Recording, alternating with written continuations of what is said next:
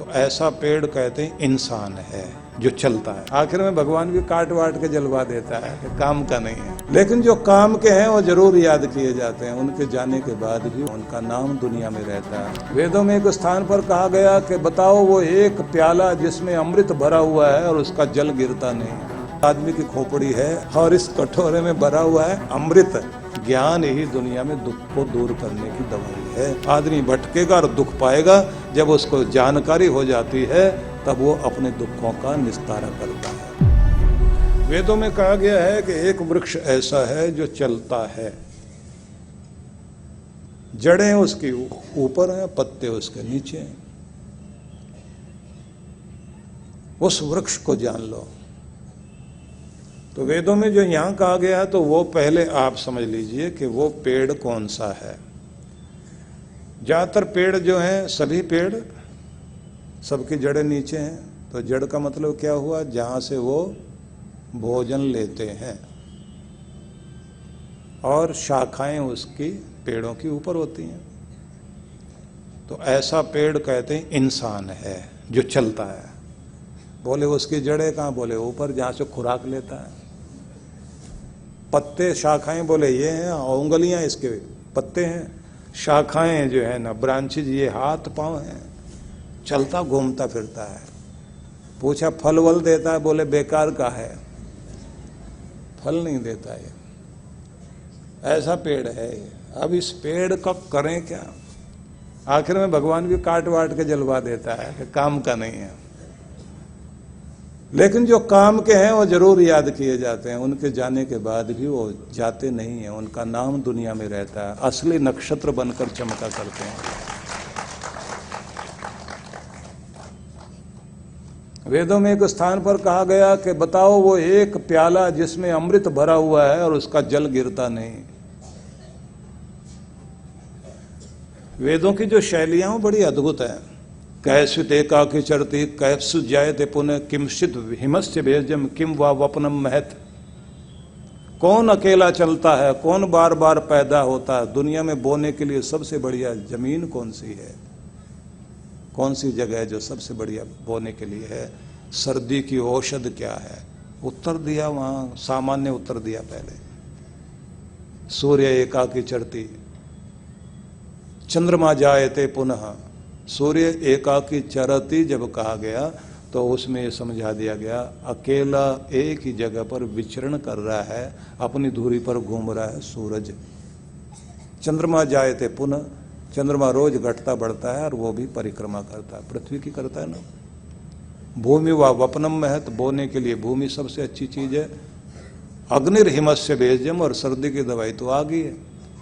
पूछा ये तो बहुत सामान्य सा अर्थ कह दिया, ये तो सामान्य सा उत्तर है। असली रहस्य क्या है? तो कहा कि एक ही है जो सबको घुमा रहा है और प्रकाशमान है, वो है परमात्मा। और जो बार बार आता और जाता है वो चंद्रमा की तरह से रोज जिसका मूड बदलता है, रोज जिसकी स्थितियां बदलती हैं और जिस धरती पर आता जाता है, वो है इंसान। पूछा भूमि व वपनम महत, बोने के लिए जमीन बहुत अच्छी चीज है। तो कहते हैं इंसान का दिल या उसका दिमाग वही है बोने की चीज। इससे उपजाऊ दुनिया में कोई भी नहीं है।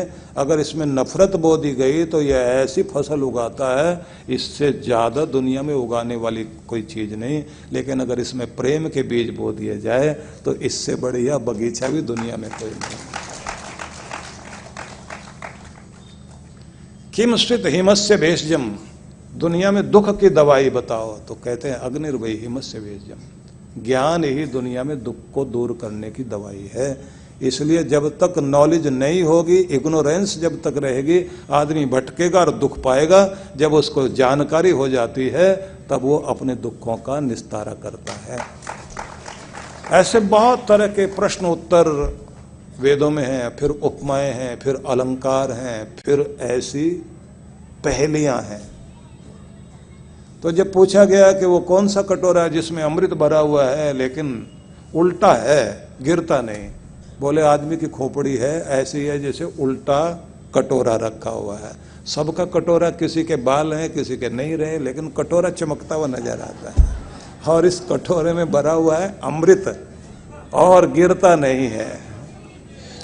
तो इस अमृत जो भरा हुआ है, कहते हैं इसको पिएगा कोई, पीने वाला कोई जो योगी होता है, ध्यानी होता है, वो इस अमृत को पिया करता है जब अपने ध्यान में जाया करता है। वो बड़ा अद्भुत ज्ञान है। वेदों तक तो हम लोगों की पहुंच ज्यादातर हो ही नहीं पाती। हमारे शास्त्रों में जो ऐसे लिखा गया ना, उपनिषदों में, तद विज्ञानार्थम स गुरुमेव अभिगच्छेत, समित पाणी श्रोत्रम ब्रह्मनिष्ठम,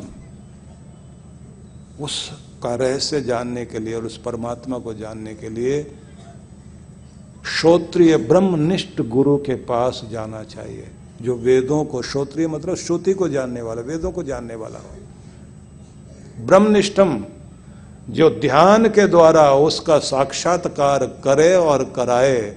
समित पाणी, दोनों हाथों में समिधा लेकर उसके पास जाना और ये कहना, जैसे अग्नि में समिधा सौंप दें तो वो अग्नि का ही रूप हो जाती है, ऐसे मैं मन से, वचन से, कर्म से समिधा बनकर आया हूं, मेरे अंदर अपनी आग जगाओ, मेरा दिया जगाओ, मुझे भी ज्योतित कर दो, नहीं तो आता रहूंगा, जाता रहूंगा और धोखे खाता रहूंगा, मेरा रोना बंद नहीं होगा, मेरे रोने को सदा सदा के लिए बंद कर दो मेरे सदगुरु। ऐसी भावना लेकर आता है।